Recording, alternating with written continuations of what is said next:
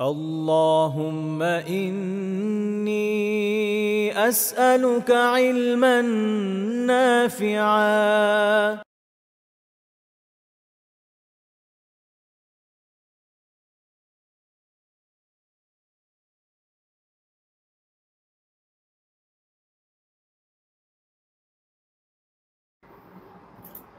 إن الحمد لله نحمده ونستعينه ونصلي على رسوله الكريم وعلى آله وصحبه أجمعين أما بعد আমরা কবিরা গুনাহ বিষয়ে আলোচনা করছিলাম। এটা আমাদের 40তম দর্স আলহামদুলিল্লাহ। আর আমরা যে বই থেকে আলোচনা করছি ওই বইয়ে আজকে আমরা আলোচনা করব ওই বইয়ের 19তম অধ্যায় নিয়ে। তো এর আগে আলহামদুলিল্লাহ আমরা 18টা অধ্যায় আলোচনা করে ফেলেছি। আশা করি এখানে আমরা যে বিষয়গুলো নিয়ে আলোচনা করেছি যারা মনোযোগ দিয়ে শুনবেন বা শুনেছেন তারা আল্লাহ তাআলার মেহেরবানিতে অনেক কিছু শিখেছেন এবং নিজেদের জীবনে প্রয়োগ করার মতো অনেক শিক্ষা এখান থেকে অর্জন করেছেন বলে আশা রাখি। আল্লাহ তাআলা তৌফিক দেন যেন আগামীতেও আমরা আমাদের দাসকে জারি রাখতে পারি এবং পুরো বইয়ের দাস শেষ করতে পারি। আল্লাহ তাআলা আমাদের জন্য বিষয়টা সহজ করেন, তৌফিক দেন এবং বারাকা দান করেন, ইখলাস দান করেন। আল্লাহ তাআলা আমাদের আমলগুলোকে কবুল করেন এবং এর উসিলায় আমাদের গুনাহগুলোকে মাফ করেন।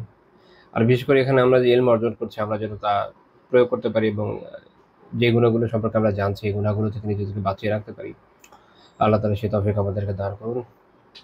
কারণ আল্লাহ তাআলা ছাড়া কোনো অবস্থার পরিবর্তন বা সংশোধনের সক্ষমতা আসলে আর কারণ প্রকৃতপক্ষে নাই। যাই হোক, তো আমরা আজকে যে অধ্যায় দিয়ে আলোচনা শুরু করব, আজকে অধ্যায় দুটো ছোট, আমরা প্রাসঙ্গিকভাবে এই বিষয়ে কিছু কিছু আলোচনা আগে করে এসেছি, এখন হচ্ছে অধ্যায় আকারে আলোচনা করছি। তো দুইটাই ছোট ছোট অধ্যায়, দুটো অধ্যায় আজকে আলোচনা করে ফেলবো ইনশাআল্লাহ তাআলা। প্রথম অধ্যায় হচ্ছে বাবু মান হাবাহুন নাসু খাউফাম মিন লিসানে। খুব ইন্টারেস্টিং নাম দিয়েছেন উনি। সেটা হচ্ছে তাদের ব্যাপারে অধ্যায় যাদেরকে মানুষ তাদের জবান বা কটুবাক্যের কারণে ভয় পায়, আমরা বলতে পারি। অর্থাৎ যেসব লোকের জবানকে মানুষ ভয় পায়, যেসব লোকের জবানকে মানুষ ভয় পায়, যেসব মানুষের আছে না, কিছু মানুষ দেখবে যে তারা যে কারো ব্যাপারে যে কোনো কথা বলে বসে, কোনো রাগ ঢাক রাখে না। আমাদের আবার একটা অদ্ভুত শব্দ আছে ঠোঁট কাটা। তো আমরা অনেক সময় বিষয়টাকে অনেক সময় মনে করি যেটা অ্যাপ্রিসিয়েট করার মতো, সব ক্ষেত্রে কিন্তু না। একটা হচ্ছে যে যখন প্রয়োজন পড়ছে কোনো জায়গায়, কেউ হক কথা বলতে পারছে না, আল্লাহ তাআলার মেহেরবানিতে একজন সাহস করে বলে দিল, খুব ভালো। কিন্তু যদি দেখা যায় যে না, সে যে কাউকে যে কোনো কথা বলে ফেলছে, নিন্দা করছে, সবচেয়ে গুরুত্বপূর্ণ কথা হচ্ছে কি নিন্দা করা, কুৎসা রটনা করা। আমরা জানি দুই ধরনের কবিরা গুনাহ আছে, এটা আমাদের সামনে আবার আলাদাভাবে আলোচনায় আসবে। একটা হচ্ছে যে গীবাত, আর এটা হচ্ছে নামিমা। একটা বিষয় হচ্ছে এরকম, তারপর আছে তন, মানে বেশ কয়েক ধরনের গুনাহ এগুলোর সাথে সম্পৃক্ত। একটা হলো যে ধরেন কোনো ব্যক্তির কোনো ত্রুটি আছে, এখন দোষী গুণে মানুষ আমরা বলি না, তো সবারই তো ত্রুটি থাকে।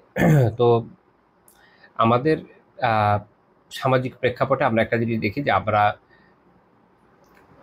মানুষের দোষ চর্চায় খুব বেশি আগ্রহ বোধ করি এবং আমাদের দেশের অন্যতম গুরুত্বপূর্ণ পাস টাইম হচ্ছে, আমাদের দেশের মানুষের গুরুত্বপূর্ণ পাস টাইম হলো কি,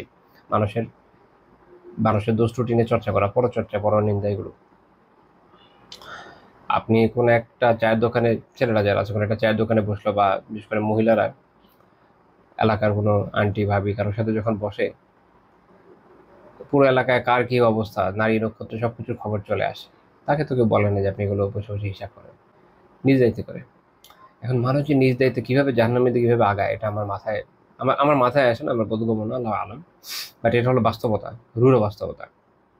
এখানে আপনি শান্তির সাথে নিজেকে কোথাও যে রাখবেন, এটা হবে না। এবং এই যে বৈশিষ্ট্য, এটা আমাদের অঞ্চলের লোকজন, আপনারা জানেন হয়তো, দেশের বাইরেও নিয়ে গেছে খুব রিসেন্ট টাইমে। ওয়েস্টের বিভিন্ন দেশে, সাবকন্টিনেন্ট অ্যান্ড আফ্রিকা, এই দুই অঞ্চলের ব্যাপারে মানুষের একটা খুব নেগেটিভ মনোভাব তৈরি হয়েছে। বেশ অনেকগুলো কারণ এর পিছনে ক্রিয়াশীল রয়েছে, তার মধ্যে একটা আমি এটা পেয়েছি। সবার ব্যক্তি জীবনে হস্তক্ষেপ করে। আচ্ছা যাই হোক, এটা যে ভালো না এটা বোঝার বোধটাও তো নেই, আরেক সমস্যা।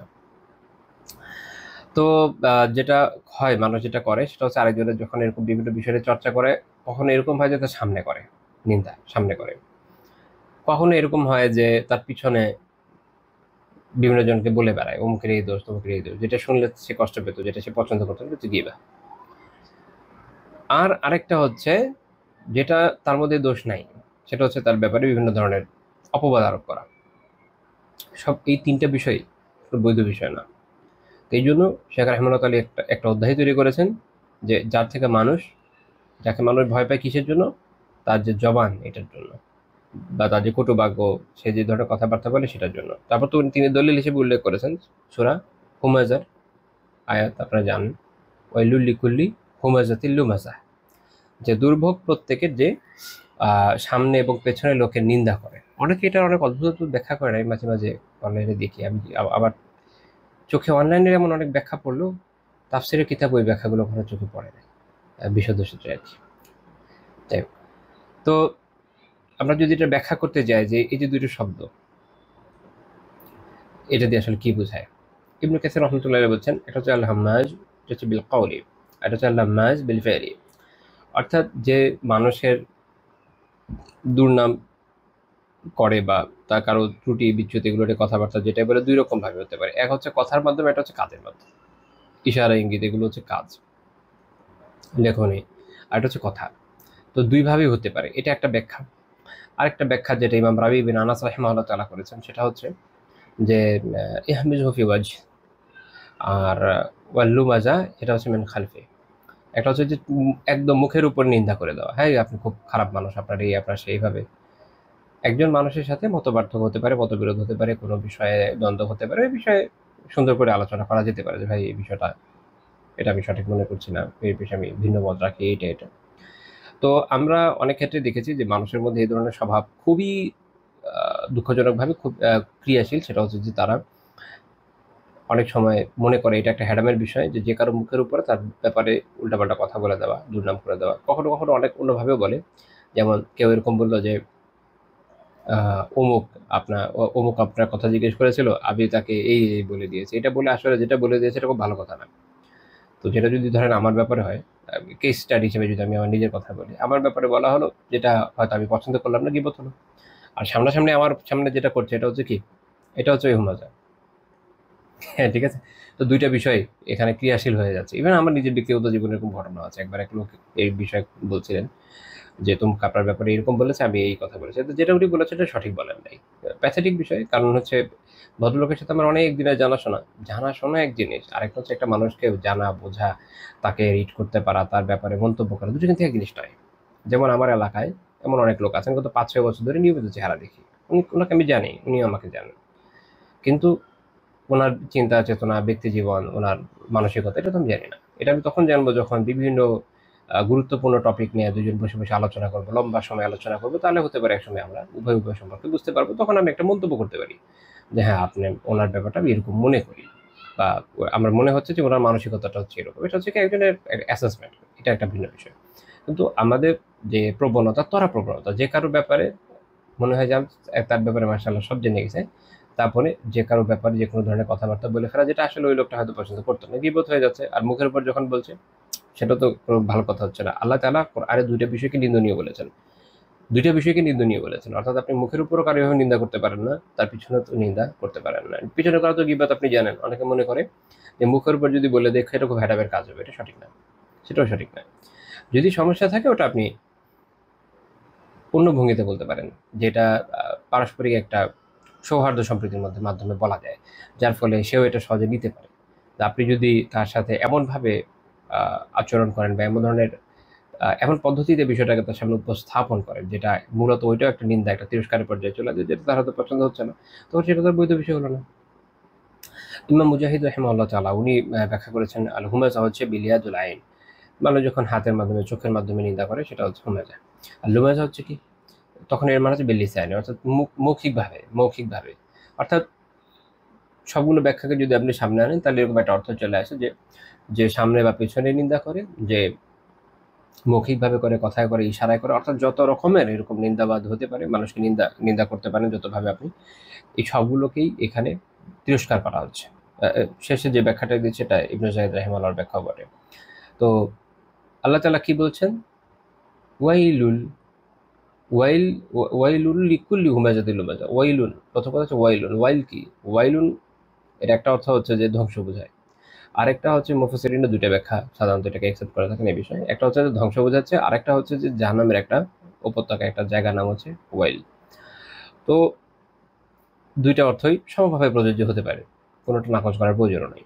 কারণ যে জাহান্নামের ওই উপত্যকায় যাবে সে ধ্বংসই হবে, বা তার জন্য দুর্ভোগ, তার জন্য ধ্বংস, তাই তো আছে। তো তাহলে আল্লাহ তাআলা বলছেন যে ওয়াইল আছে, ধ্বংস আছে, দুর্ভোগ আছে, বা জাহান্নাম আছে, কার জন্য? লিকুল্লি হুমাজাতিল লুমাজা, যেমন প্রত্যেক, লিকুল প্রত্যেকের জন্য, যে হচ্ছে সামনে পেছনে মানুষের নিন্দা করে বা মৌখিকভাবে ইশারার মাধ্যমে যে কোনোভাবে মানুষের নিন্দা করে, মানুষকে কষ্ট দেয়, তার জন্য। আবুল জাওজা রাহিমাহুল্লাহ তাআলা তিনি ইবনু আব্বাস রাদিয়াল্লাহু আনহুকে জিজ্ঞেস করেছিলেন যে মান হুয়াল্লাযীনা নাদাবাহুমুল্লাহু ইলাল ওয়াইল। আল্লাহ তাআলা এই আয়াতে যে কিছু লোকের কথা বলেছেন না, যে তাদেরকে ওয়াইল দিবেন, ধ্বংস দিবেন, দুর্ভোগ হবে তাদের জন্য, এটা কারা? ইবনু আব্বাস রাদিয়াল্লাহু আনহু ব্যাখ্যা করেছেন। এটা আমাদের জন্য আরো বিষয়টাকে আরো পরিষ্কার করে দেয়। হুমুল মাশরাউনা বিন নামিমাহ ওয়াল মুফাররাকুনা বাইনাল ইখওয়ান ওয়াল বাগুনা আল বুরাআ আল আনাত। খেয়াল করে তিনটা পয়েন্ট বলেছেন উনি, ইবনু আব্বাস রাদিয়াল্লাহু আনহু। এক, এরা হচ্ছে ওইসব মানুষ যারা পরনিন্দা করে বেড়ায়, এদের কাজ হচ্ছে পরনিন্দা করে বেড়ানো। দেখবেন যে যাদের মধ্যে পরনিন্দার অভ্যাস থাকে, মানুষের ব্যাপারে কুৎসা রটানোর অভ্যাস থাকে, এর ব্যাপারে উল্টাপাল্টা কথা বলার অভ্যাস থাকে, তারা সব জায়গায় ঘুরে ঘুরে পরনিন্দা করে। যেমন ধরেন কোনো সোসাইটিতে মহিলাদের মধ্যে যাদের এই অভ্যাসটা আছে, তারা কি করবে? তারা বিকালবেলা হয়তো হাঁটতে বেরোচ্ছে, পাশের বাসার, অমুক বাসার, রাস্তায় যেখানে যার সাথে দেখা হচ্ছে, এই আলোচনা। কোনো গ্যাদারিং, সোশ্যাল গ্যাদারিং, যে কোনো জায়গায়, কোনো অনুষ্ঠান হোক, যে কোনো জায়গায় এই আলোচনা হবে। ইভেন দুঃখজনক হচ্ছে যে আমার মনে হয় এই অভিজ্ঞতা সবারই কম বেশি আছে। এটা আমার একা বা আমার পরিচিত জনের অভিজ্ঞতা শুধু নয়। সেটা হচ্ছে যে দেখবেন যে কোথাও কেউ মারা গিয়েছে, ওখানে আত্মীয় স্বজন, বন্ধু বান্ধবরা যখন উপস্থিত হয়, সেখানে একই অবস্থা। আচ্ছা, এটা কি জায়গা? এইখানে তো বরং আরো আখিরাতের কথা চিন্তা করে ভীত সন্ত্রস্ত হওয়া উচিত, এবং নিজেকে এই শিক্ষা দেওয়া উচিত যে আমি যেন এখন এমন কিছু না করি যাতে আমার পরকালটা খারাপ হয়। কারণ মৃত্যু সবার নিকটবর্তী, তাই না?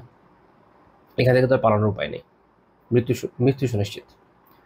না, ওই জায়গাতেও তারা এই ধরনের কাজ করবে, এবং গীবত, পরনিন্দা এগুলো করতে করতে সময়টাকে অহেতুক পার করবে এবং অনেক অনেক গুনাহ কামাবে। যে কোনো জায়গায় দেখবেন এই ধরনের কাজ তারা করতে থাকে। এর কারণ হচ্ছে যে তারা যেহেতু অভ্যস্ত হয়ে গেছে, গীবত, পরনিন্দা করতে করতে করতে করতে অভ্যস্ত হয়ে গেছে। মানুষ দেখবেন কি প্রথম একটা গুনাহ যখন করে, সেটা তার কাছে খারাপ মনে হয়, তারপরে আরেকবার করে, করতে করতে একসময় এমনভাবে অভ্যস্ত হয়ে যায় যে এই যে খারাপ লাগার অনুভূতি এটা আর থাকে না। যে মিথ্যাবাদী, সে প্রথম হয়তো দু একবার মিথ্যা বলতে তার একটু খারাপ লাগতে পারে, সংকোচ লাগতে পারে, গ্র্যাজুয়ালি একসময় তার এটা অভ্যেস হয়ে যায়। যারা অবৈধ বিভিন্ন সম্পর্কের মধ্যে লিপ্ত থাকে, তাদের একই অবস্থা। প্রথম একটু অস্বস্তি থাকে, একটু ভয় থাকে, এরপর তো অভ্যাস হয়ে যায়, একটা ছাড়লে আরেকটা ধরে, আবার কখনো একই সাথে অনেকগুলো করে। তো পাপ এমন একটা জিনিস যে মানুষ যখন পাপে অভ্যস্ত হয়ে যায় না, তখন তার অনুভূতি লুপ্ত হয়ে যায়, নষ্ট হয়ে যায়, এবং সে ওটার মধ্যে এমনভাবে লিপ্ত হয়, বা ওইটা এমনভাবে অভ্যস্ত হয় যে এর ফলে তার মধ্যে এই অনুভূতিটা জাগ্রত থাকে না যে সে একটা পাপ করছে, এবং কোথায় করছে, সে সব জায়গায় করতে থাকে। তো ফলে যে কোনো জায়গায় দেখবে যে তারা এই ধরনের কাজ করতে থাকবে। সেম অবস্থা। আগে তো এটা অনেকে বলতো এরকম, যেটা হচ্ছে মেয়েলি স্বভাব, এখন আর মেয়েলি ছেলেলি কি সব সবার মধ্যেই আছে। তো পুরুষালী স্বভাব আলাদা করবেন এখন কি দিয়ে, আল্লাহ তাআলা ভালো জানেন। তো দেখা যায় যে পুরুষদের মধ্যেও এই প্রবণতা অনেক বেশি হয়ে গেছে। আমরা তো অনলাইনে এরকম অনেক দেখি, মানুষের ইনবক্সে গিয়ে অমুক তমুকের নামে গিবত করা, তাই না? অমুকের নামে শিকায়ত করা, এই করা, ওই করা, সুবহানাল্লাহ, কি একটা অবস্থা। আমি, যারা জানেন হয়তো জানেন, বিভিন্ন ক্ষেত্রে প্রশ্ন উত্তর দিয়ে থাকি। তো দেখা যায় সেসব, যেহেতু প্রশ্ন উত্তর দেওয়া কে আসে এরকম বিভিন্ন জনের বিভিন্ন কথা শোনানোর জন্য। তো আমার এই জন্য একটা মূলনীতি হচ্ছে যে কারো নাম বলে কোনো প্রশ্ন করা যাবে না, আর কারো কোনো লেখা কথা এগুলোর ব্যাপারে মন্তব্য আমার কাছে চাওয়া যাবে না, আমি দিব না। কিন্তু দুঃখজনক হচ্ছে যে এমন অনেক ব্যক্তি আছেন যাদের বিপুল পরিমাণ কন্টেন্ট খুঁজে পাওয়া যায়, যেটা মূল উদ্দেশ্যে হচ্ছে যে যখন যার ব্যাপারে যে কোনো কথা নিয়ে আসবে সে ওই ব্যাপারে মন্তব্য করবে। এটা আমি অনেকবারই বলেছি এবং সতর্ক করি বরাবরই যে কারোর ব্যাপারে কথা বলতে হলে যে পরিমাণ জ্ঞান থাকা দরকার, অনেক সময় এই ধরনের প্রশ্ন যারা করেন, যাদের কাছে করা হয়, তাদের ওই পরিমাণ জ্ঞান থাকে না। তারা নিজেকে যত বড় জ্ঞানী মনে করুক না কেন, একটা হচ্ছে আমার সাবজেক্টিভ নলেজ খুব ভালো, কিন্তু স্পেসিফিক একজন ব্যক্তি সম্পর্কে যখন প্রশ্ন করা হয়, সেটার জন্য তাকে যেই পরিমাণ যাচাই বাছাই আমার করা দরকার, এটা তো আমি করি নাই। না করে কিভাবে করবো, কিভাবে বলবো, তাই না? তো এটার অনুভূতি ইনাদের কেন নষ্ট হয়ে গেছে, সেটাও হয়তো এই একই কারণে। সেটা হচ্ছে বলতে বলতে বলতে বলতে একসময় জমা ছুটে গেছে। প্রথম প্রথম হয়তো দেখবেন অনেক পুরান পুরান কিছু কন্টেন্টে পাওয়া যায় এই ধরনের ব্যক্তিদেরকে, যে তারা তখন একটু পরহেজ করে চলছিল, কিন্তু বলতে বলতে বলতে বলতে জবান এমন ছুটে গেছে, এখন দুনিয়া সবার ব্যাপারেই বলে ফেলে এবং ওখানে আর কোনো রাগঢাক থাকে না।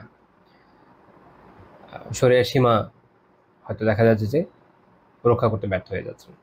এই জন্য নিজের কাজ করার আগে কয়েকবার ভেবে নেওয়া দরকার, আমি কাজটা করছি এটা ঠিক হচ্ছে কি ভুল হচ্ছে। এই একটা বিষয় যেটা যদি আপনি মেনটেন করতে পারেন, জীবনের অনেক ক্ষেত্রেই আপনি অনেক কল্যাণকর সিদ্ধান্ত নিতে পারবেন, নিজেকে ভালো কাজে নিযুক্ত রাখতে পারবেন। হ্যাঁ, যখনই আপনি এইভাবে বিভিন্ন কাজকর্মে লিপ্ত হবেন, যে আপনার কোনো সুনির্দিষ্ট চিন্তা থাকবে না, কোনো সুনির্দিষ্ট উদ্দেশ্য থাকবে না, জাস্ট মাথায় এসছে করে ফেললাম।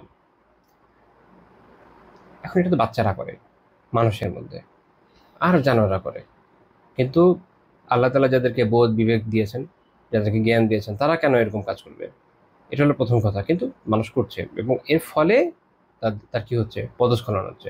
এটা আমরা যদি খেয়াল রাখি তাহলে দেখবেন যে অনেক সমস্যা আমাদের কমে যাবে। তাহলে প্রথম কথা হচ্ছে যে ইবনে আব্বাস রাদিয়াল্লাহু তাআলা বললেন যে এইসব মানুষ যারা পরনিন্দা করে বেড়ায়, আমি এটা উদাহরণ দিয়েছিলাম যে পরনিন্দা করে বেড়াচ্ছে, মহিলাদের উদাহরণ দিলাম এবং পুরুষদের ক্ষেত্রে বিভিন্ন রকম যে করে বেড়াচ্ছে বিভিন্ন জায়গায়, কোনো আহ রাগঢাক নাই, কোনো সীমারেখা নেই, কারণ একবার ও যেহেতু অভ্যস্ত হয়ে গেছে, থামানো খুব কঠিন। কিন্তু দুই নাম্বার কি করে তারা, যে তারা ভাইদের মধ্যে বিভেদ সৃষ্টি করে। ভাইদের মধ্যে কিভাবে বিভেদ সৃষ্টি হয়? পরনিন্দার মাধ্যমে হয়, চুগলখড়ির মাধ্যমে, এর কথা ওর কাছে লাগানোর মাধ্যমে হয়। সে হয়তো ধরেন কারোর সাথে কেউ ঘুরছে, তো প্রসঙ্গক্রমে আপনি তার সাথে, ধরেন দুজন মানুষ কথা হচ্ছে, অনেক বিষয় আলোচনা হচ্ছে, স্পেসিফিক একজনের প্রসঙ্গ আসলো, অনেক কথাই হলো, সবই ভালো, কোনো একটা কথা বললো যেটা হয়তো ভালো না। দুনিয়ার একজন মানুষের সব কথা তো আপনার ভালো লাগা লাগবে না, কেউ তো কারো 100% ফ্যান হয় না, তাই না? কিছু কিছু জায়গায় তো ভিন্ন চিন্তা থাকবে, ভিন্ন অবস্থান থাকবে। কিন্তু যে চগলখড় সে কি করে, এই কথাটা নিয়ে লাগে যে অমুক তো তোমার ব্যাপারে বলেছে, ফলে উভয়ের মধ্যে সম্পর্ক খারাপ হয়ে যায়। এটা খুব স্বাভাবিক বিষয়।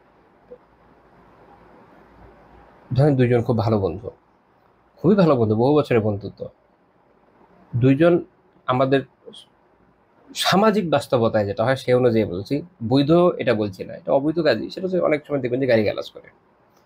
কিন্তু সামাজিক বাস্তবতা হচ্ছে যে মানুষ এগুলো করে অভ্যস্ত হয়ে গেছে এদেশে, কিন্তু কবিরা গুণা, কিন্তু মানুষের কোনো বোধ নেই।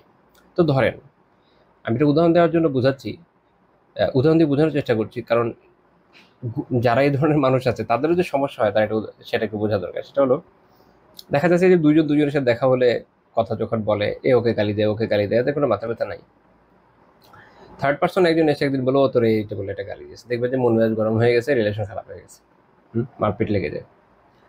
এটা কারণ কি? যখন মানুষ যে কাজ নিজে করে সবসময়, সে খারাপই, কিন্তু সেও এটা করে যাচ্ছে, সেইটা যখন আরেকজন থেকে শুনে যে না অমুক এসে আমাকে এটা শোনাচ্ছে, তখন তার মনে হয় যে আই ডোন্ট নো, খারাপ হয়ে যাচ্ছে। এটা যারা সাইকোলজিস্ট এটা ভালো বলতে পারবে যে এখানে সাইকোলজিক্যাল ইম্প্যাক্ট কি, কিন্তু এটা বাস্তবতা।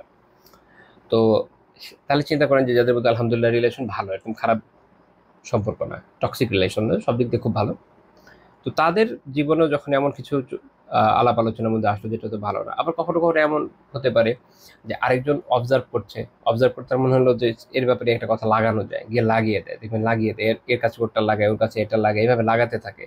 যখন এটা করে তখন মানুষের মধ্যে কি হয়ে যায়, বিভেদ সৃষ্টি হয়ে যায়, জাতির মধ্যে বিভেদ সৃষ্টি হয়, দলের মধ্যে বিভেদ সৃষ্টি হয়, বন্ধু বান্ধবের মধ্যে বিভেদ সৃষ্টি হয়, তাই না? পুরো উম্মার মধ্যে বিভেদ সৃষ্টি হয়ে যায়। এই উম্মার মধ্যে প্রথম যে বিভেদ সৃষ্টি করেছে আব্দুল্লাহ বিন সাবা, এইভাবে বিভিন্ন এখানে ওখানে উল্টাপাল্টা কথা লাগে।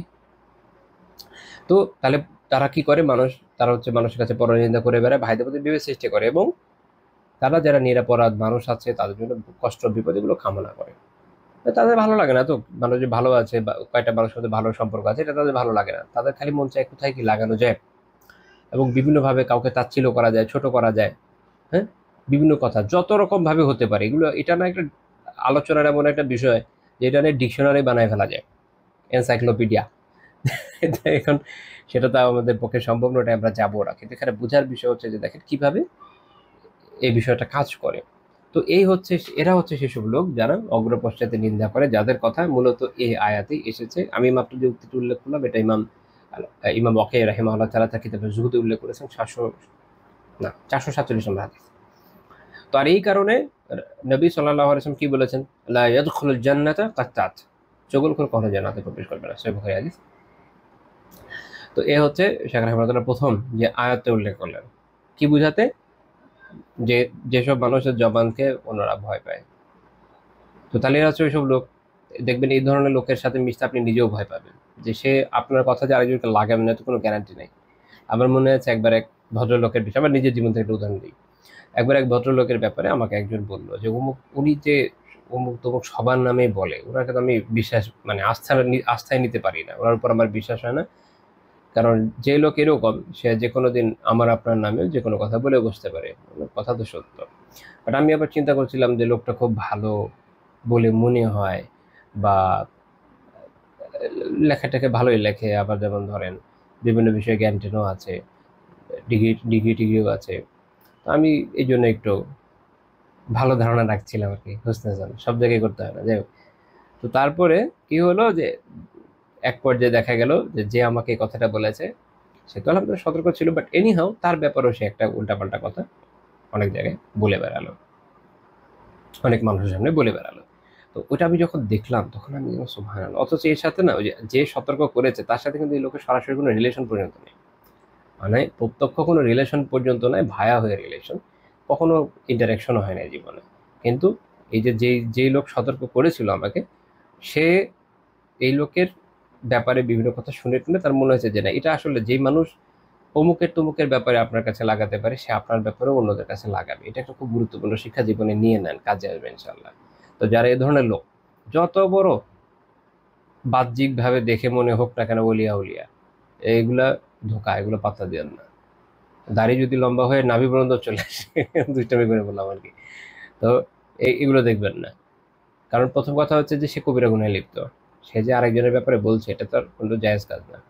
এটা তো অবভিয়াসলি আমার তখনই খেয়াল করা উচিত, তা আমার ভুল, জীবনে ভুল থেকে আমরা শিখি। তো যখনই কেউ আপনার কাছে কারো না কারো নামে দেখবেন যে চগলখড়ি করবে, আপনি তার ব্যাপারে তাৎক্ষণিক সতর্ক হয়ে যাবেন। কারণ যে আরেকজনের নামে করে সে আপনার নামে করবে, সে কারো ইয়ে না, বিশ্বস্ত না। মনে রাখেন, বিশ্বস্ত হতে হলে সবার আগে আল্লাহ তাআলার বিশ্বস্ত হওয়া দরকার ছিল।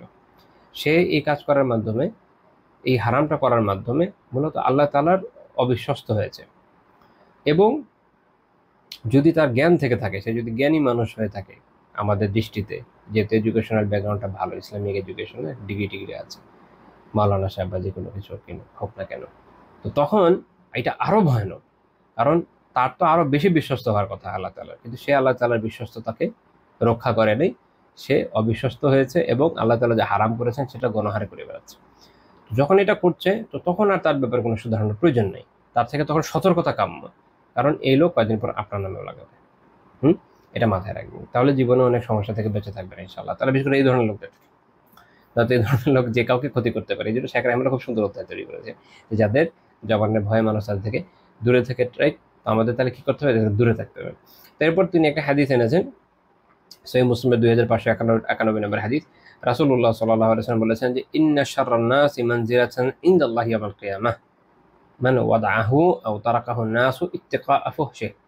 কিয়ামতের দিন আল্লাহ তাআলার কাছে ওই ব্যক্তি সর্বাধিক নিকৃষ্ট বলে গণ্য হবে, যাকে লোকজন তার দুর্ব্যবহারের জন্য পরিত্যাগ করে বা তার থেকে দূরে থাকে। তার আসলে আমি যদিও দুর্ব্যবহার বলেছি, কিন্তু আসলে এটা একটু বিস্তারিত ব্যাখ্যার বিষয়। ইত্তাকা আফহাশিহি ইয়ানি ইমাম মুনাবি রাহিমাহুল্লাহ তাআলা তার কিতাব আত-তাইসির বিশারহিল জামি' আস-সাগীরে ব্যাখ্যা করছেন আই লিআজলি কাবিহি কওলি ওয়া ফি'লি। এটা হচ্ছে কথা। যখন অনুবাদ করা হয় অনেক সময় এক শব্দে অনুবাদ আনা হয়, কিন্তু শব্দটার ব্যাখ্যা অনেক, ভিতরে অনেক কথা আছে। আরবি ভাষা যেহেতু অনেক ব্যাপক একটা ভাষা, মানে ভাষার শব্দগুলো ব্যাপক অর্থবোধক হয়। এই জন্য দেখবেন যে আমি মাঝে মাঝে চেষ্টা করি পুরো বিষয়টা যেন আপনাদের সামনে আসে, এটা ব্যাখ্যা করে দেওয়ার চেষ্টা করি।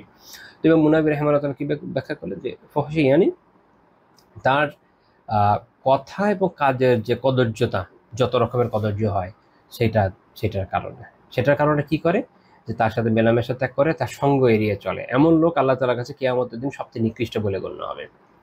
এখন দেখেন, তার কাছে তার ভাষা এবং কথার ভাষার কদর্যতা, কাজের কদর্যতা, যেমন দেখা গেল যে সে হয়তো গীবত করে বেড়ায়, সে হয়তো চুগলখড়ি করে বেড়ায়, সে হয়তো মানুষের মধ্যে লাগায়, অমুকের কাছে গোপনে গিয়ে আপনার নামে নামে উল্টাপাল্টা কথা বলে, বা সে হয়তো গালিগালাজ করে, বা সে হয়তো খুব বাজে ব্যবহার করে, তার ব্যবহার খুব রুড ব্যবহার। আমি মাঝে মাঝে এটা সুযোগ পেলে বলি আর কি, যে আমাদের এখানে এই অঞ্চলে অনেক একটা খুব সুন্নাহ বহির্ভূত ব্যবহার, যে রুডনেস ব্যবহারের মধ্যে, এই বস্তুটাকে সুন্দর নাম জালালি তবিয়তের নামে চালিয়ে দেওয়ার চেষ্টা করা হয়। মানে জালালি তবিয়ত নেই, সুন্নাতের তবিয়তে ঠিক সঠিক তবিয়ত। যাই হোক, তো এই রুডনেস, এর মধ্যে কি আছে? রুডনেস আছে, বিভিন্ন ক্যাটাগরির রুডনেস হতে পারে। যখনই এরকম রুডনেস দেখবেন, দূরে থাকেন সহজে।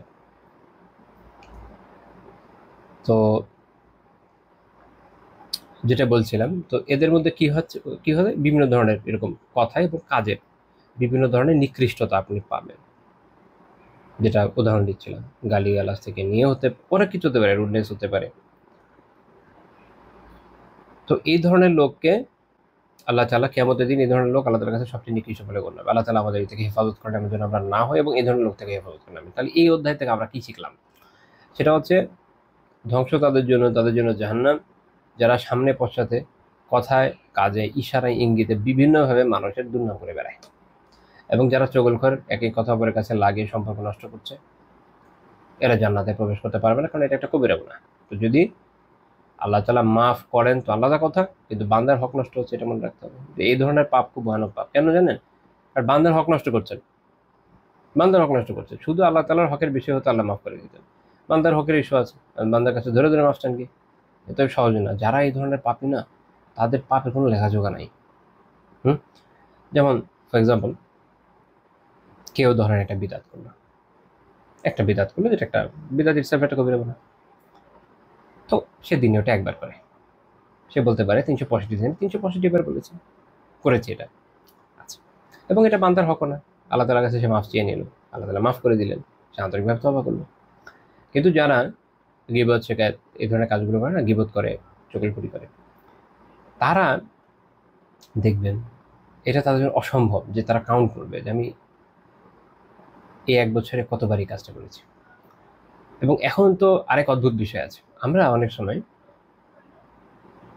ধর্মের নামে, দ্বীনের নামে, মানহাজের নামে, আরো বিভিন্ন নামে, সুন্দর সুন্দর নাম দিয়ে এটাকে ব্রায়াব করেছি, এটাকে মুড়ি নিয়েছি, নিয়ে ওইটা দিয়ে দেখাচ্ছে যে না, আমি যে ওনার নামে এটা বললাম, এটা খুব ভালো কাজ হয়েছে। হ্যাঁ, এইভাবে তারা একটা হারামকে বিভিন্নভাবে হালালাইজ করার চেষ্টা করছে, আলিয়াহুযুবিল্লাহ। এবং এর ফলে আমরা দেখি যে বিভিন্ন দ্বীনি গ্রুপে ওর বিরুদ্ধে করে যাচ্ছে।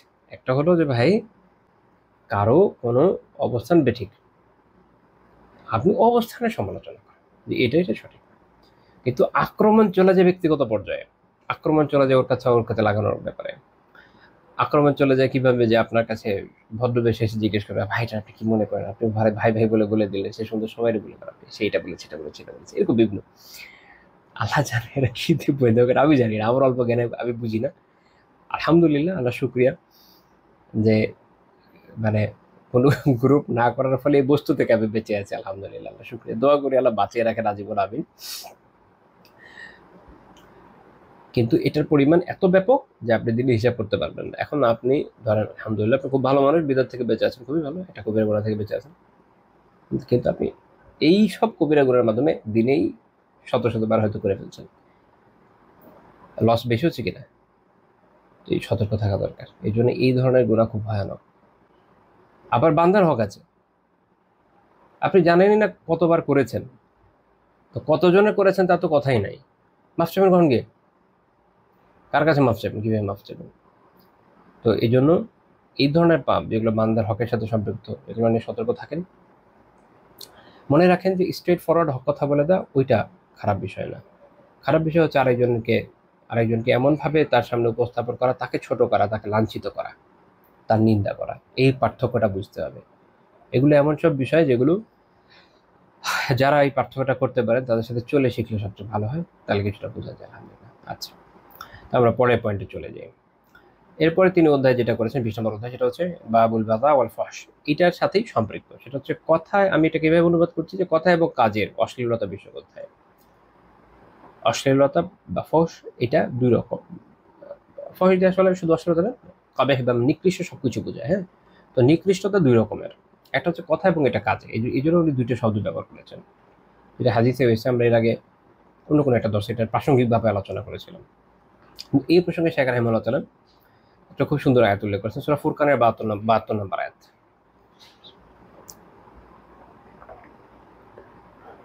আল্লাহ তাআলা তার খাস বান্দাদের বৈশিষ্ট্য বর্ণনা করছিলেন, করতে করতে এইখানে খাস বান্দাদের কিছু বৈশিষ্ট্য আলোচনা করেছেন,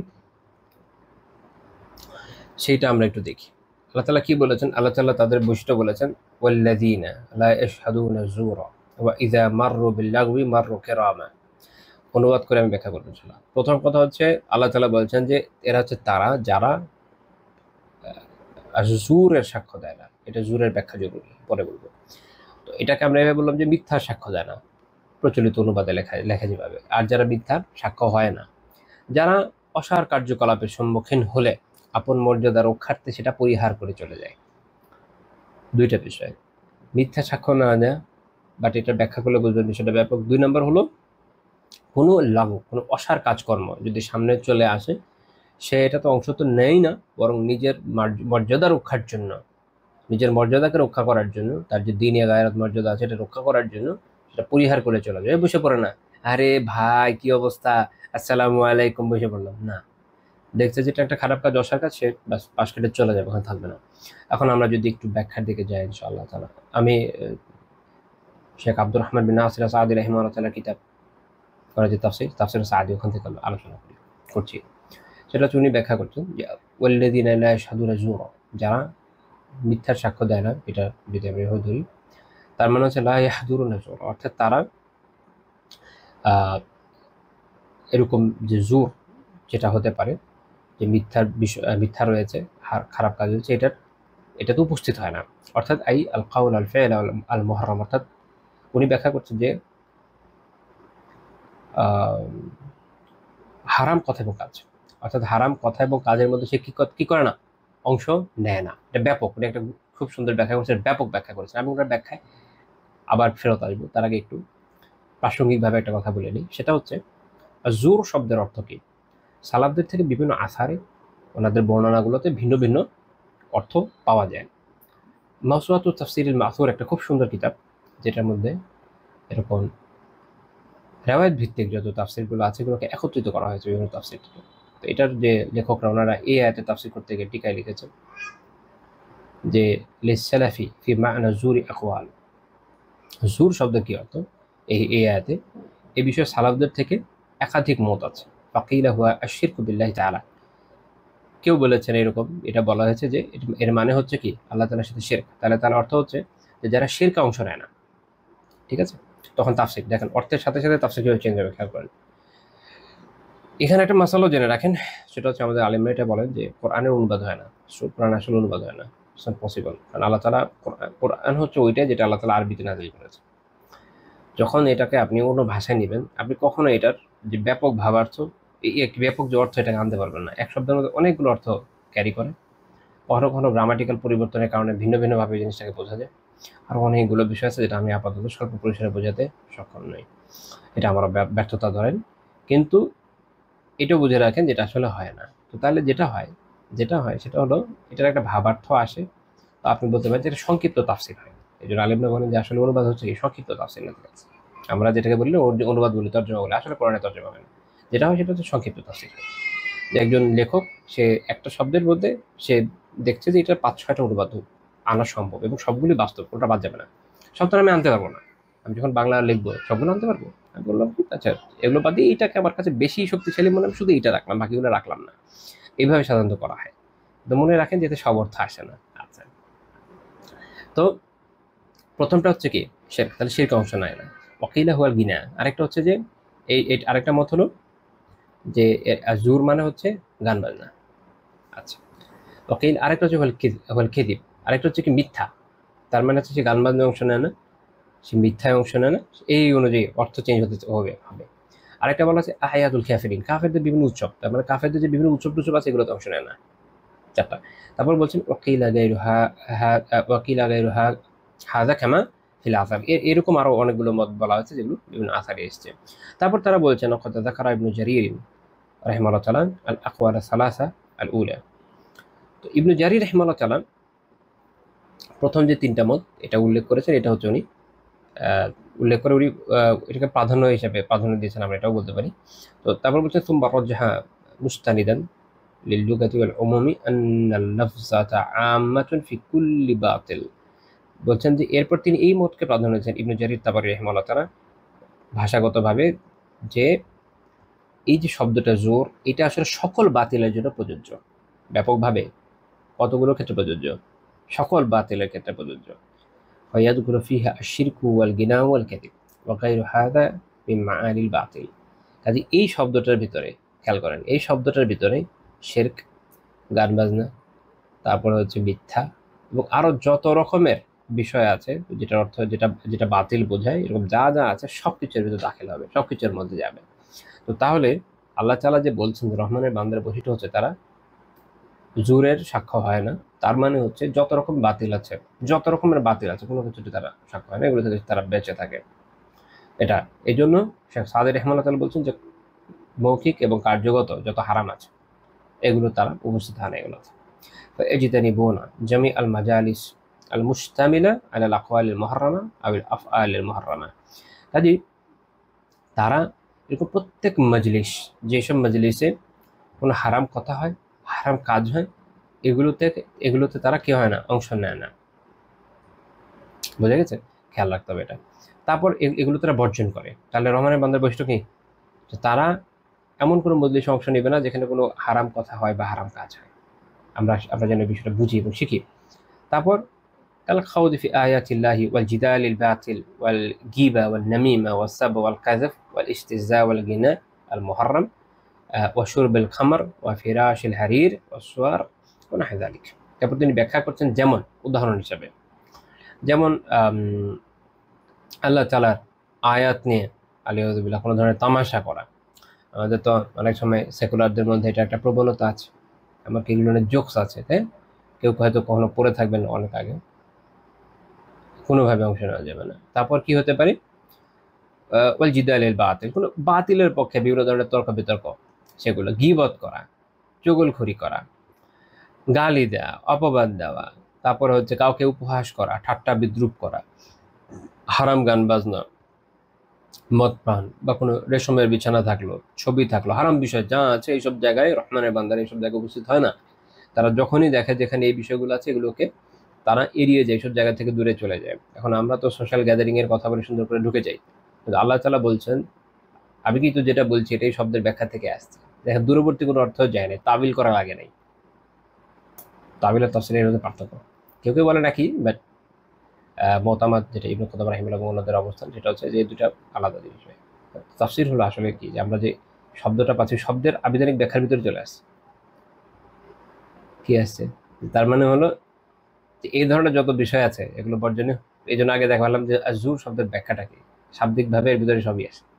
2 নম্বর হচ্ছে যে তার মানে হচ্ছে এগুলোতে রহমানের বান্দা অংশ নিও না, শুধু একটা দুটো বিষয় না, শুধু খালি মিথ্যা সাক্ষ্য দেয় না এটুকুই না, বলছে যে আমরা ইনসাফ কায়েম করবো, আমরা মিথ্যা সাক্ষ্য দেবো না, তারপরে আমরা গান বাজানোর অনুষ্ঠান করবো, তাহলে কেমন হবে? হবে না, এটা রহমানের বান্দার বৈশিষ্ট্য না, তার কাজ হচ্ছে এগুলো থেকে দূরে থাকা। তারপর তারপর তিনি বলছেন যে وإذا كانوا لا يشهدون زورا فمن باب الأولى وأحرى ألا يقولوه ولا يفعلوه والشهادة زور داخلة في قول الزور تدخل في هذه الآيات بالأولوية। তারপর তিনি বলছেন যে যখন তারা মিথ্যা সাক্ষ্য দিচ্ছে না, তো এটা আরো স্পষ্টভাবে এটা বোঝায় যে তারা নিজেরা মিথ্যা বলেও না, মিথ্যা কাজও করে না, না মিথ্যা বলবে না মিথ্যা কাজ করবে, এই ধরনের কোনো কাজই তারা করবে না, বাতিল যে আছে সব তারা বাদ দিবে। তো শাহাদাতু জুর বা মিথ্যা যে সাক্ষ্য দেওয়া, এইটা এই আয়াতের শাব্দিকভাবে অগ্রাধিকার প্রাপ্ত অর্থের মধ্যে আসে। এটার মানে কি? সেটা হচ্ছে অনেক সময় একটা আয়াতের বা একটা আয়াতের যে শব্দ থাকে সেটার একটা মূল ফোকাস পয়েন্ট থাকে এটা, কিন্তু এটার সাথে সাথে আর অনেক বিষয় এটার মধ্যে সামিল হয়। তো এই আয়াতের মধ্যে এগুলো সবই সামিল যেগুলো আমি ব্যাখ্যা করে আসলাম, কিন্তু অগ্রাধিকার প্রাপ্ত একটা বিশেষ অর্থ হলো এটাও যে মিথ্যা সাক্ষ্য সে দিবে না। এটা হলো মূল, এটা হলো অগ্রাধিকার প্রাপ্ত। তারপর গ্র্যাজুয়ালি বাকিগুলো এটার সাথে যুক্ত হবে, সবই থাকবে, অর্থাৎ সব ধরনের বাতিল থেকেই তো বাঁচবে, এটা থেকে বিশেষভাবে বাঁচবে। আচ্ছা, তাহলে এটা হচ্ছে রহমানের বান্দার বৈশিষ্ট্য। ওয়া ইযা মাররা বিল্লাগবি, যখন সে বিভিন্ন লাগু অনর্থক বিষয়ের পাশ দিয়ে যায়, অতিবাহিত হয়, এদিক দিয়ে দিক দিয়ে যাচ্ছে, এটা কি জিনিস? তিনি বলছেন ওয়া হুয়াল কালামুল্লাযী লা খায়রা ফীহি ওয়ালা ফাইদা দীনী দীনিয়াতান আও দুনিয়াইয়া। এটা হচ্ছে এমন সব কথা যেটা না কোনো কল্যাণ আছে, না কোনো ফায়দা উপকার, কিচ্ছু নাই, না দিনই না দুনিয়াবি। মনে রাখেন, দুনিয়াবি উপকারও এটা লাগুর মধ্যে পড়বে না।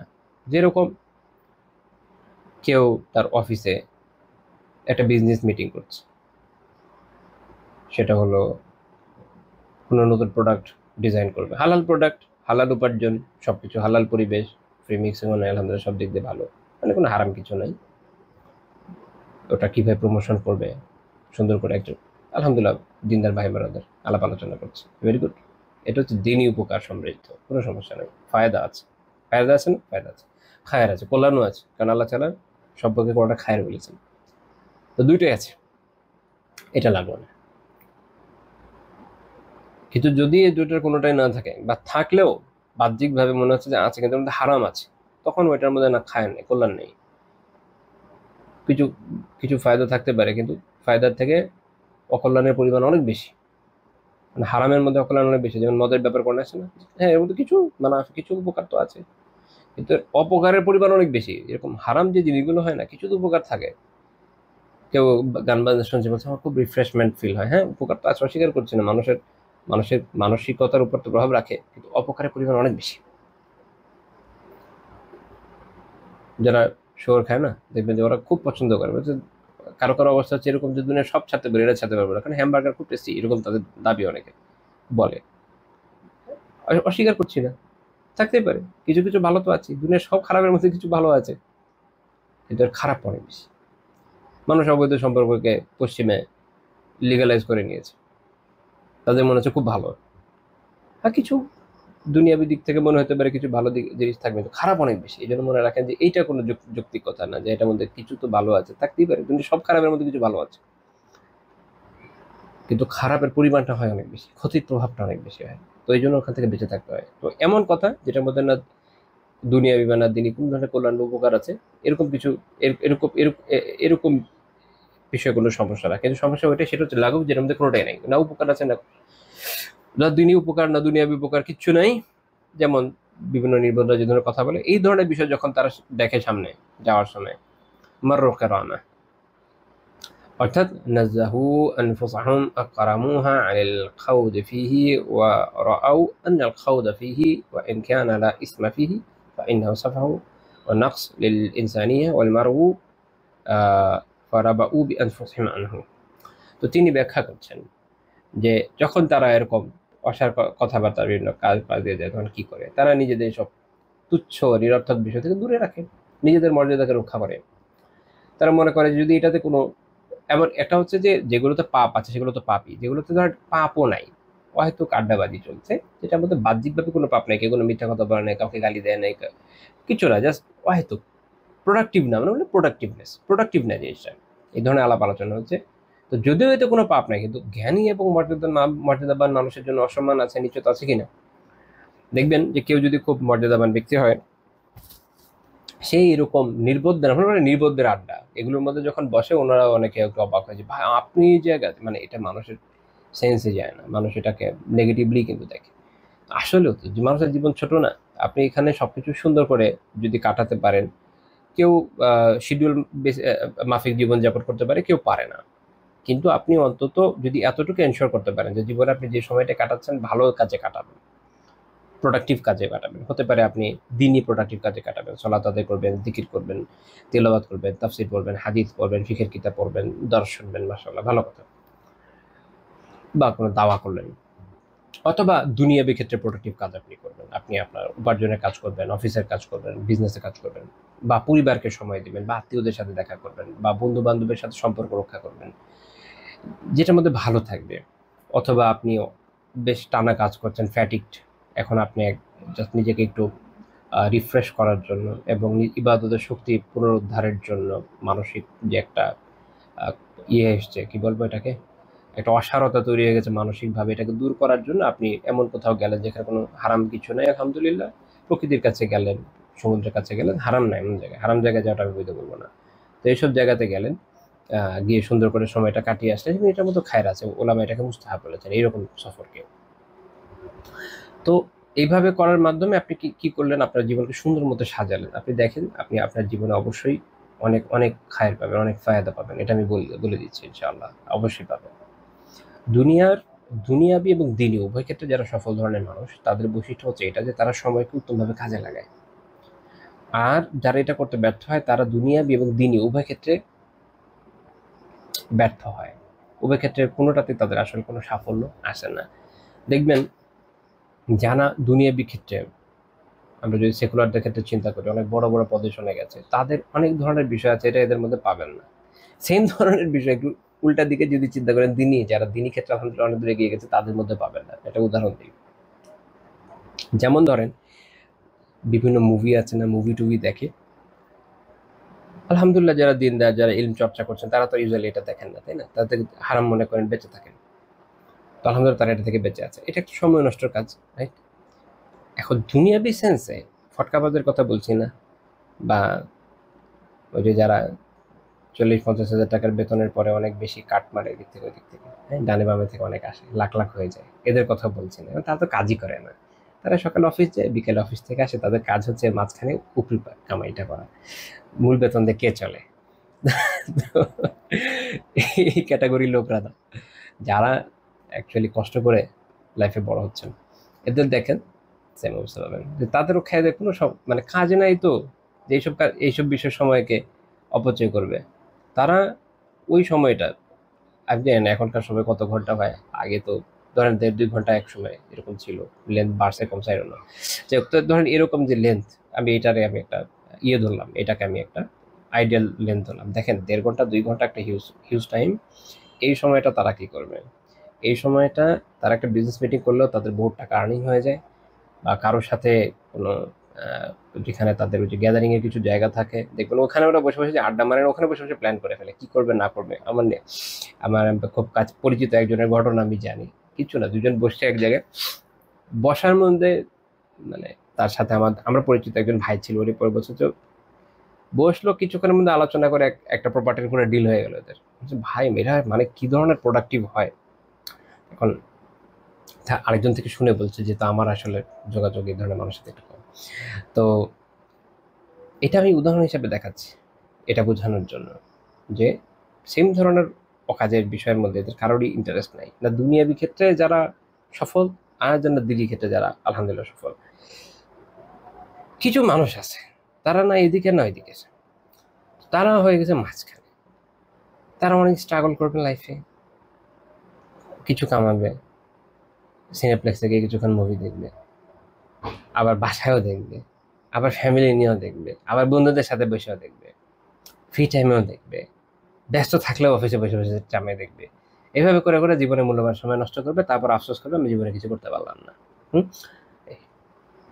তো এই জন্য বললাম যে যারা জ্ঞানী মর্যাদাবান ব্যক্তি, তারা সে দিনী ক্ষেত্রে হোক আর দুনিয়াবী ক্ষেত্রে হোক, দেখবেন তারা নিজেদেরকে এমন ধরনের কাজে ইউজুয়ালি বিজি রাখে না, যেটা থেকে না দিনী উপকার আসে না দুনিয়াবী উপকার আসে।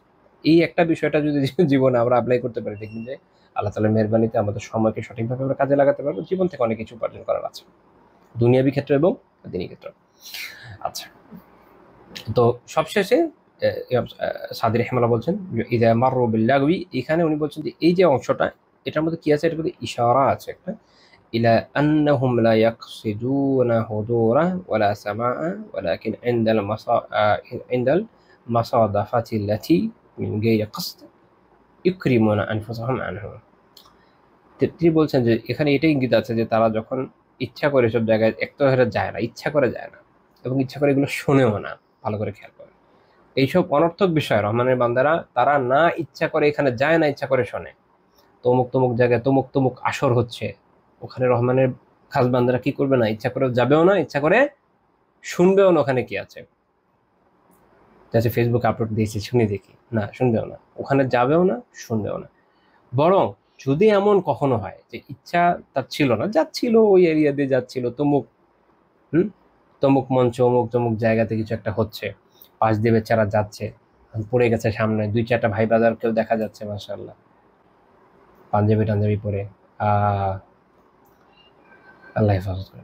তো সেখানে যদি এরকম হয়েও যায়, সে কি করবে, নিজেকে সম্মানিত করবে, এইভাবে ওখান থেকে চলে যাবে, ওই জায়গায় থাকবে না।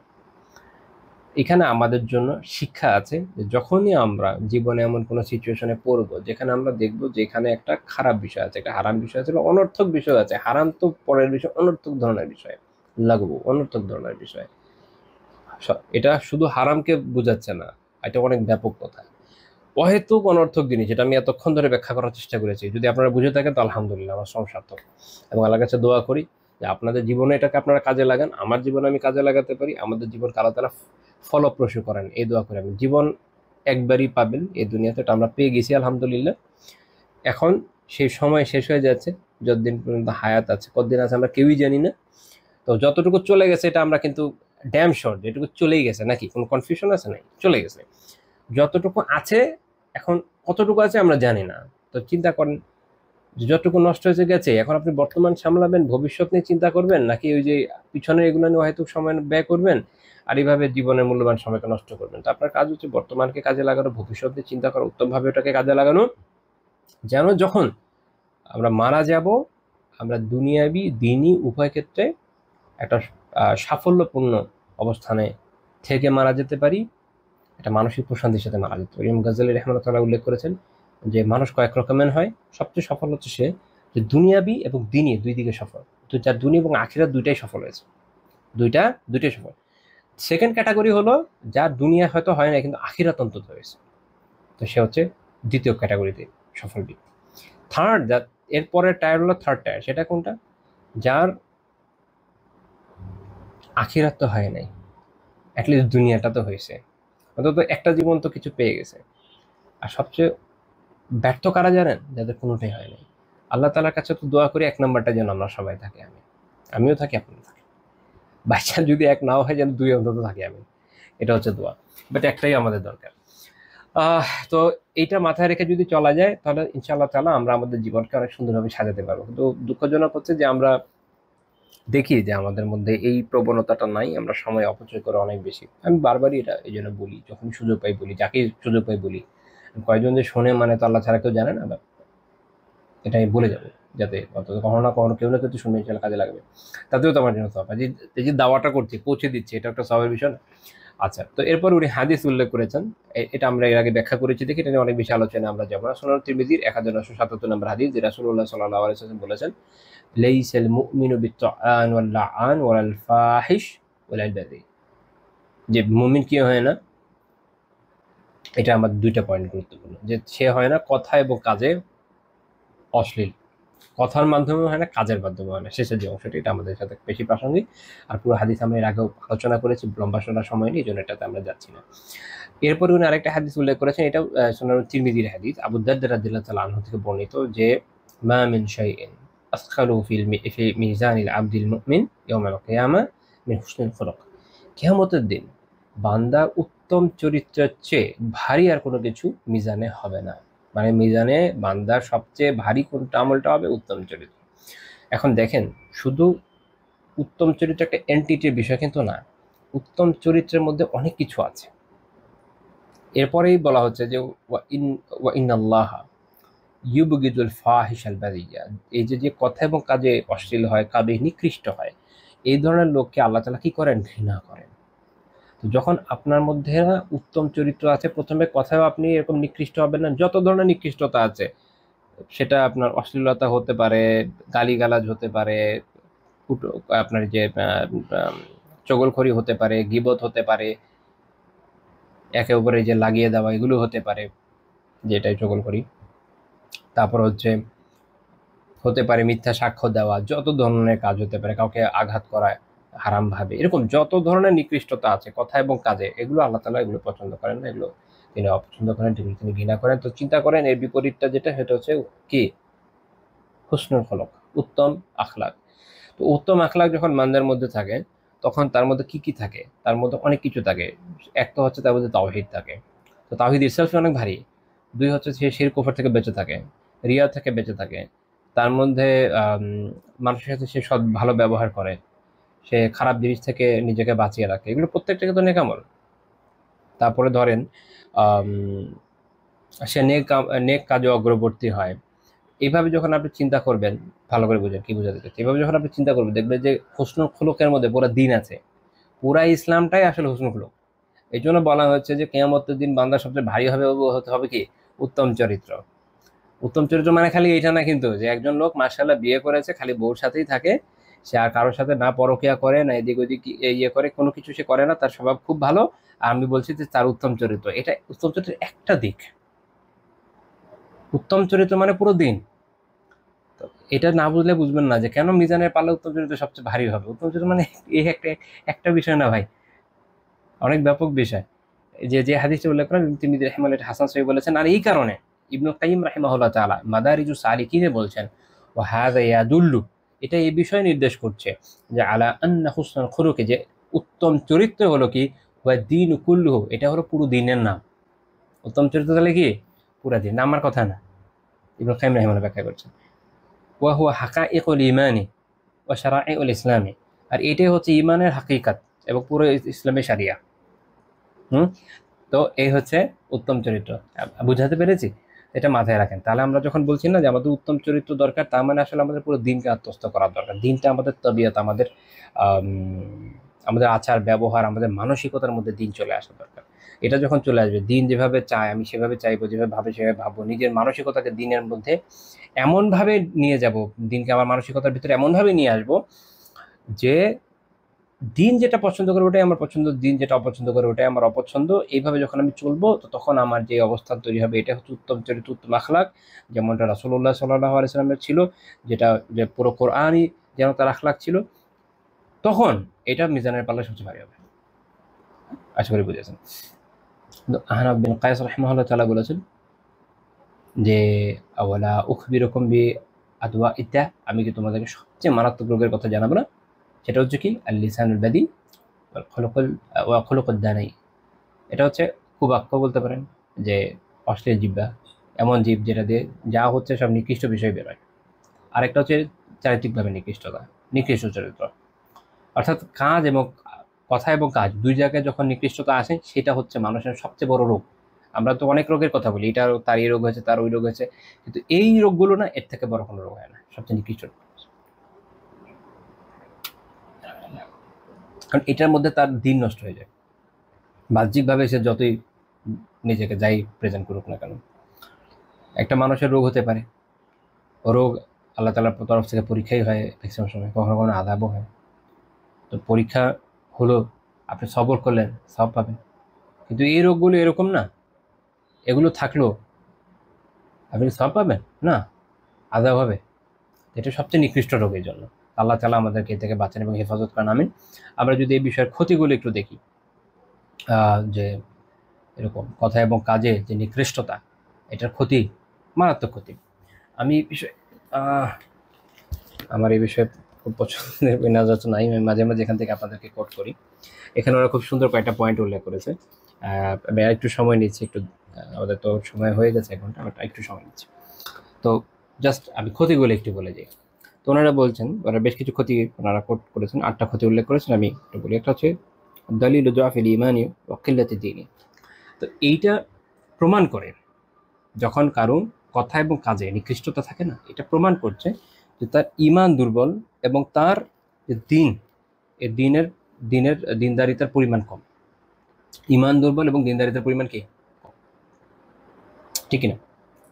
এখন এই জন্য আমি মাঝখানে বলেছি, একজন মানুষ নিজেকে যাই রিপ্রেজেন্ট করুক না কেন, তো সে আসলে না নিজের ভিতরটাকে গোপন রাখতে পারে না, কথায় কাজে সে প্রকাশ করে ফেলেছে কেমন।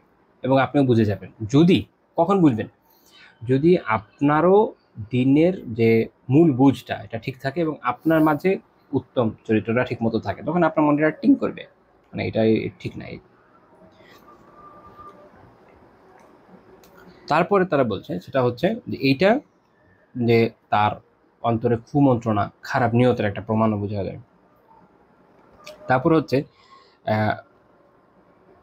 তুসাব্বিবু কিল্লাতুল আসহাব ওয়া বু'দাল আহল ওয়াল আহবাব, এটার ফলে যেটা হয় বন্ধুর পরিমাণ কমে যায়, ভালো বন্ধুর অবশ্যই। কারণ যখন সমাজ খারাপ হয়ে যায়, সবাই খারাপ থাকে সেখানে, তখন আপনি যত খারাপ হবেন নিকৃষ্ট হবেন, বন্ধুর পরিমাণ বাড়বে। আর যখন মানুষ ভালো হবে, বন্ধুরা ভালো হবে, তখন আপনি যত খারাপ হবেন এরা আপনার থেকে দূরে সরে যাবে। সেক্ষেত্রে আরেকটা কি হয়, তো আমরা কিভাবে বলতে পারি, ওনাদের এখানে আমরা একটা টিকা দিতে পারি যে ভালো বন্ধুর পরিমাণ কমে যায়। আর কি হয়, যারা ভালো আত্মীয় স্বজন আছে, প্রিয়জনরা আছে, এরা দূরে সরে যায় অবভিয়াসলি। আর ওই যে বললাম একই কথা, অনেক সময় দেখবেন আত্মীয় স্বজন বা কাছের মানুষ মিলেমিশে খারাপ হয়ে যায়। এই জন্য বলছে যে ভালো যারা তারা দূরে সরে যাবে, তাদের সংখ্যা কমে যাবে।